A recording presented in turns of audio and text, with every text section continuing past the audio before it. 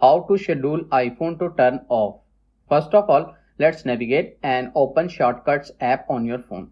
Once you are inside, tap on Automation tab at the bottom. On this page, you will see Automation button. Tap on it. A new page will pop up with different options. Tap on Time of Date. This will bring you to the screen where you can set your exact time and date you want your iPhone to shut down. You can also choose if you want this to repeat daily, weekly or monthly. At the bottom, you will see some options. I want it to turn off immediately for this demo.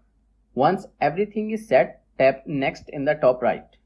After that, tap on Create New Shortcut option. You will see a new page with the search bar. Open it on the screen and type in Shutdown. From the suggestions, select the shutdown action. Tap on blue shutdown text and then choose Restart from the options.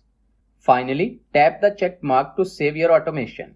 And that's it. Your iPhone is now scheduled to shut down at your chosen time. I hope this video is helpful for you. For more information, subscribe to my YouTube channel and thank you for watching.